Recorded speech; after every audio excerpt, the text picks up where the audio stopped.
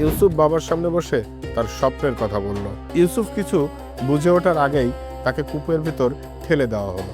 যিনি তাকে কিনেছিলেন তিনি ছিলেন আজিজ। তিনি কাজে ফাঁকি দিতেন না, কথা বললে সত্য বলতেন। আর শেষ পর্যন্ত তাকে পাঠানো হলো কারাগারে। একদিন কারাগারে দুইজন কয়েদি এলো। তারা ইউসুফ আলাইহিস সালামের কাছে এলো। তারা বলল, আমরা অদ্ভুত স্বপ্ন দেখেছি। পাঠানো হলো। কারাগারের দরজায় শব্দ হলো, নারীরা কথা বলল। অপবাদ ভেঙে গেল। আর তখনই কারাগারের দরজা খুলল। বাদশাহ তার কথা শুনলেন, তার বুদ্ধি দেখলেন। কারাগার তাকে ছোট করেনি, বরং কারাগার তাকে তৈরি করেছে।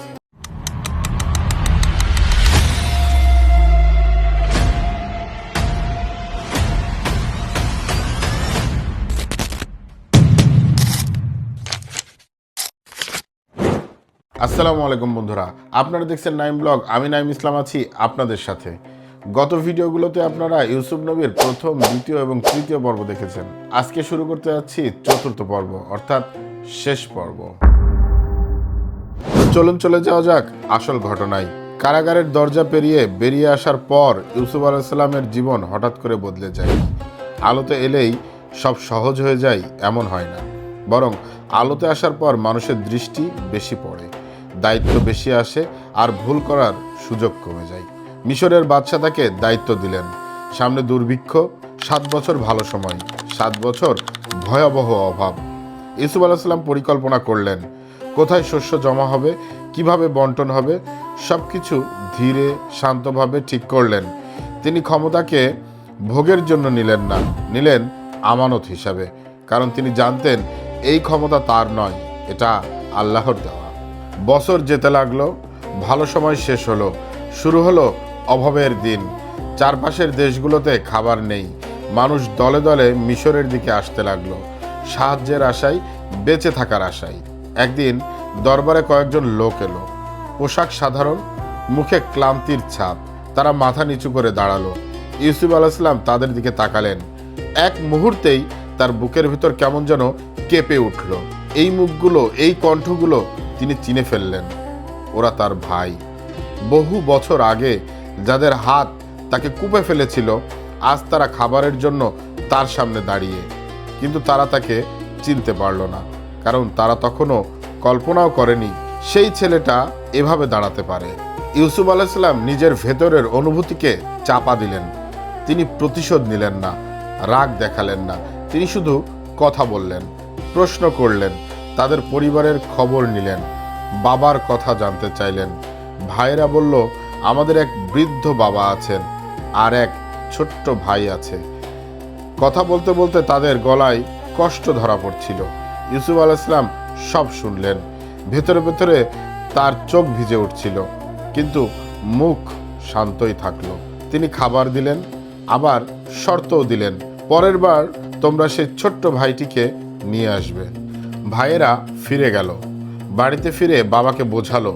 ইয়াকুব আলাইহিস সালাম প্রথমে রাজি হতে চাননি। তার মনে পুরনো ভয় জেগে উঠেছিল, কিন্তু পরিস্থিতি কঠিন ছিল।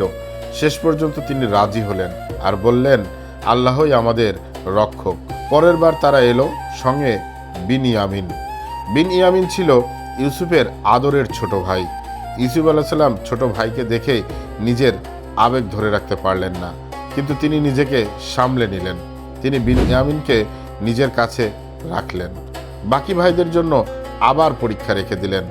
একসময় এমন এক পরিস্থিতি তৈরি হলো যেখানে মনে হলো বিনয়ামিনকে মিশরেই থাকতে হবে। ভাইয়েরা ভেঙে পড়ল। তারা বলল, আমরা বাবার কাছে কি মুখ নিয়ে যাব?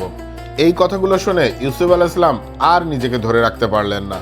এত বছরের জমে থাকা কষ্ট, অপেক্ষা, ধৈর্য সব একসঙ্গে ভেঙে পড়ল। তিনি বললেন, আমি ইউসুফ। মুহূর্তটা থমকে গেল।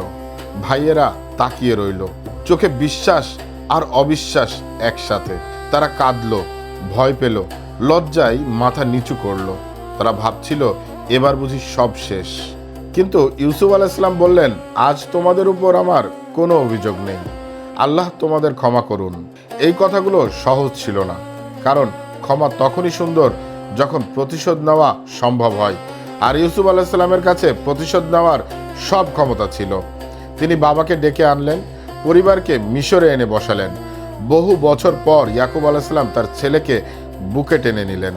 চোখের আলো ফিরে এলো, কান্না হলো, কিন্তু সেই কান্না ছিল শান্তির। একদিন সবাই একসাথে দাঁড়িয়েছিল, বাবা, মা, ভাইয়েরা, সবাই। আর ঠিক তখনই সেই পুরানো স্বপ্ন পূর্ণ হলো। সবাই নত হলো। ইউসুফ আলাইসাল্লাম মাথা নিচু করলেন, অহংকারে নয়, কৃতজ্ঞতায়। তিনি বুঝেছিলেন কূপ, দাসত্ব, অপবাদ, কারাগার কিছুই আলাদা আলাদা ছিল না, সবই ছিল একটি গল্পের অংশ, আল্লাহর লেখা গল্প। জীবনের শেষ প্রান্তে দাঁড়িয়ে তিনি বলেছিলেন, হে আমার রব, আপনি আমাকে শিখিয়েছেন, সম্মান দিয়েছেন, আমাকে আপনার কাছে ফিরিয়ে নিন একজন মুসলিম হিসাবে। একটা স্বপ্ন দিয়ে যে গল্প শুরু হয়েছিল তা শেষ হলো বিশ্বাসের পূর্ণতায়। ইউসুফ নবীর জীবনে আসা স্বপ্ন এবং পরীক্ষার 4 পর্বের গল্প আজকে এখানেই শেষ করছি। তবে পরিশেষে বলতে চাই, এই গল্প থেকে আমরা অনেক কিছু শিক্ষা পাই। আপনি পুরো গল্প থেকে কি শিক্ষা পেলেন সেটা অবশ্যই ভিডিওর কমেন্ট বক্সে লিখে যাবেন। ভিডিওটি ভালো লাগলে লাইক দিবেন এবং বন্ধুদের মাঝে শেয়ার করবেন। আর এই রকম ইসলামিক ভিডিও পেতে আমার চ্যানেলটি অবশ্যই সাবস্ক্রাইব করবেন।